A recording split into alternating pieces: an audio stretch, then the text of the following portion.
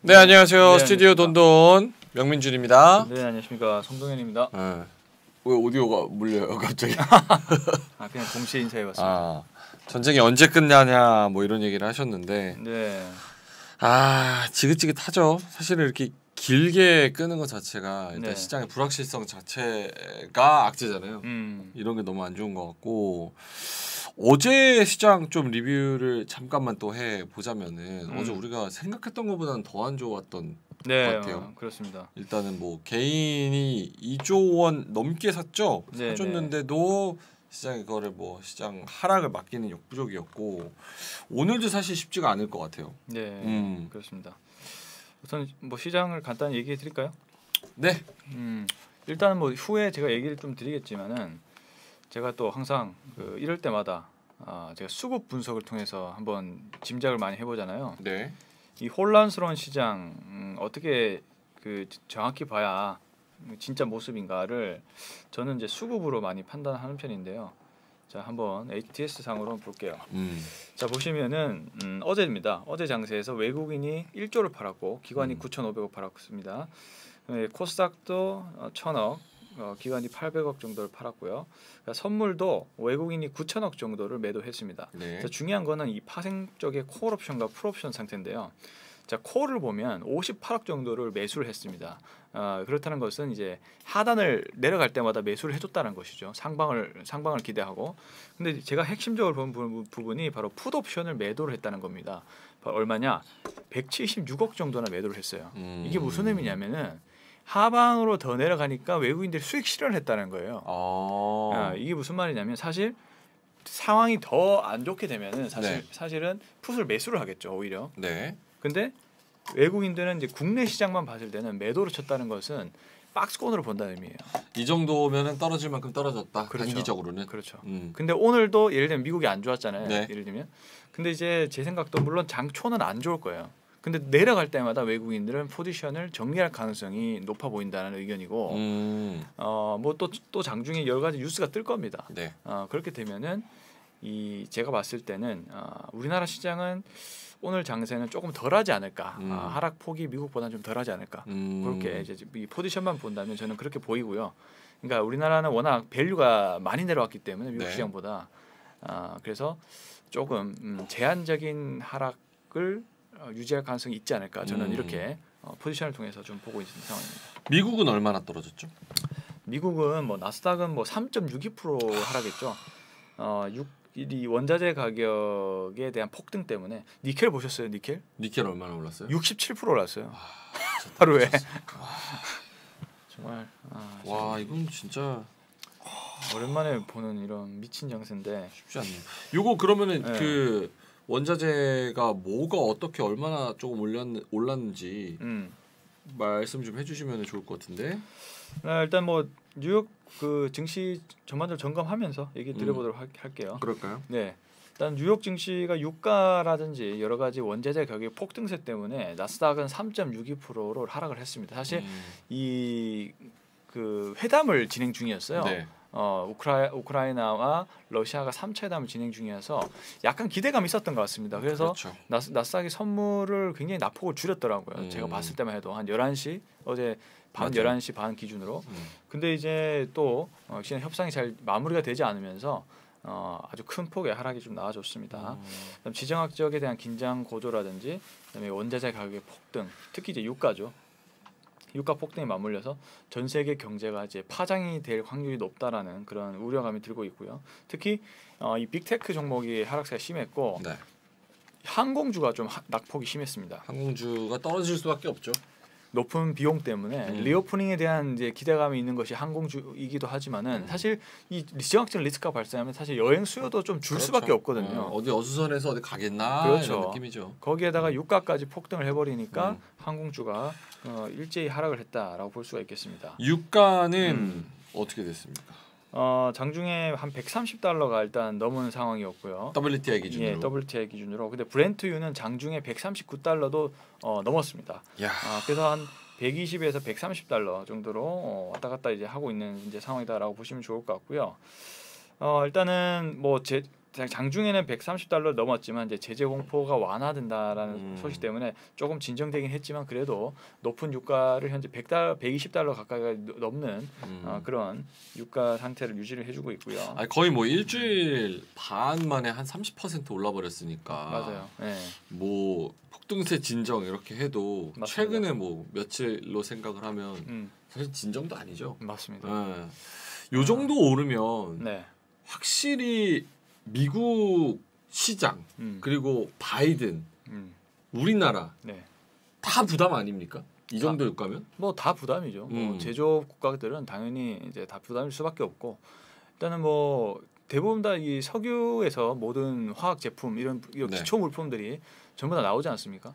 그리고 뭐 일상생활도 뭐 기름 없이는 생활할 수가 없고요. 그러다 보니까 당연히 우리 가계 주체인 우리 국민들 그리고 전 세계 시민들의 물가 부담이 당연히 클 수밖에 없겠죠. 그럼 소비가 위축이 될 가능성이 높아지고요. 예. 기업들 입장에서도 당연히 그 생산 원가가 올라가기 때문에 제품 가격도 높아지고요. 그러니까 그래서 스태그플레이션 아니겠습니까? 그렇죠. 뭐 기업이 생산을 해도 뭐 물건을 사줘야 말이죠. 그러니까 이제 당연히 기업들 실적은 떨어질 것이고. 네. 그러니까 이게 악순환이 이렇게 악순환이 되다 보면 네. 그때서야 그 원자재 가격이 떨어지겠죠. 그러니까 디플레로 가는 과정이겠죠. 그 다음에 이제 다시 완전 시장이 완전히 하락을 한 이후에야 다시 한번 금리를 완화를 시키면서 이제 경제가 올라가는 그런 이제 상황을 견뎌야 될 것 같은데 더 좋은 대책이 있길 바랍니다. 알겠습니다. 그 채팅창에서 일단은 뭐 일지매님께서 카페 문만 열어놓고 아무도 없어요.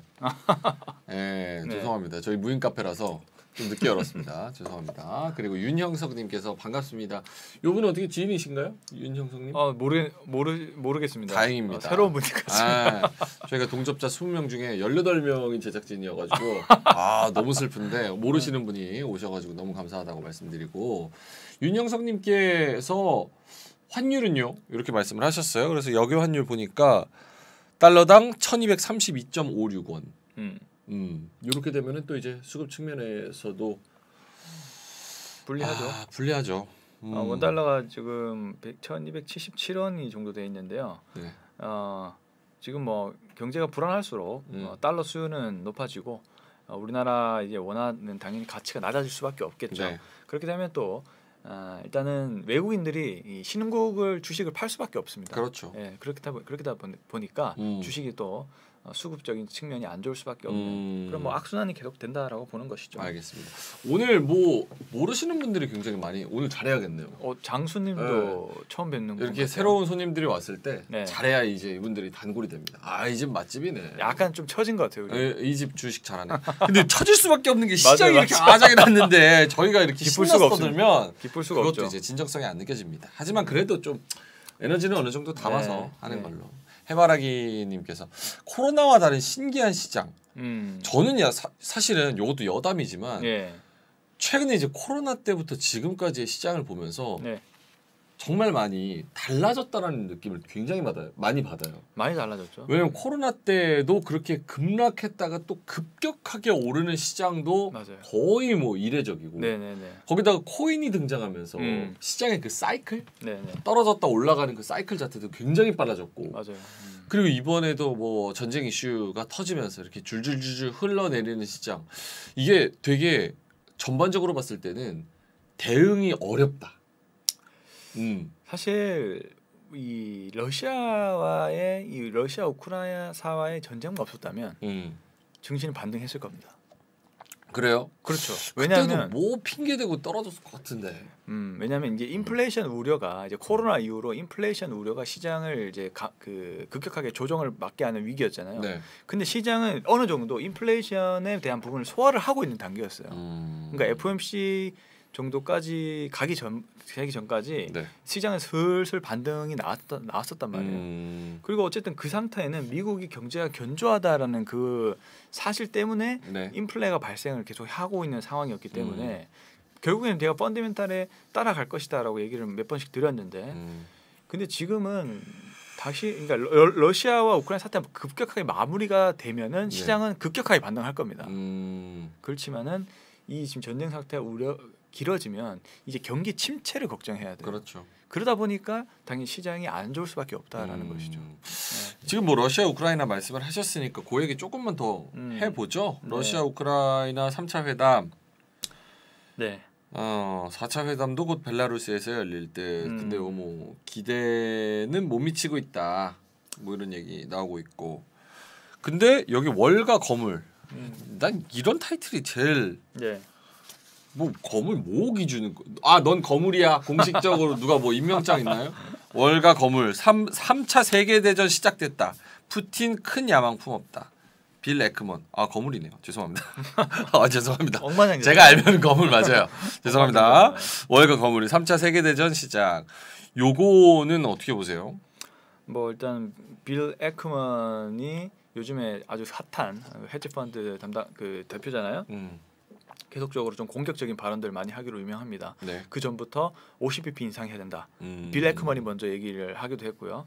또 3차 세계대전 시작이다. 약간 이제 남들이 하지 않았던 얘기들 먼저 이렇게 이제 하려고 하는 그런 생각인 것 같은데요.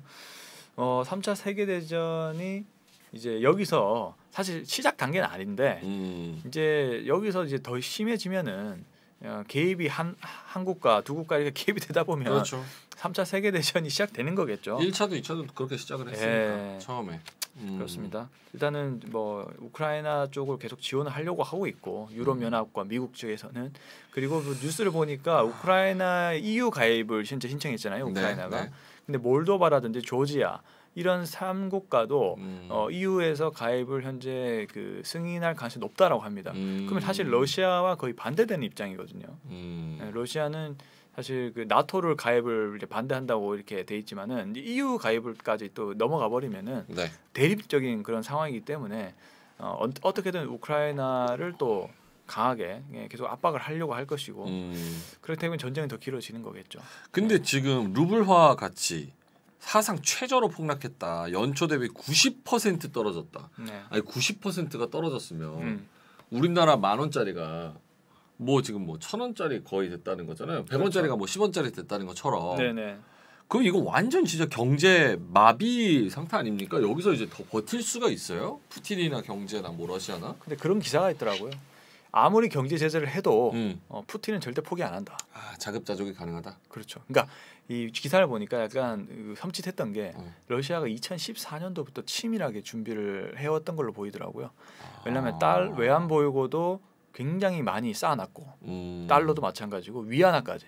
그러니까 오히려 지금 이제 서방의 경제 제재를 이제 중국하고 중국하고 러시아가 사실 제일 큰 국가들이잖아요. 그러니까 자급자족이 가능하다 보는 거예요.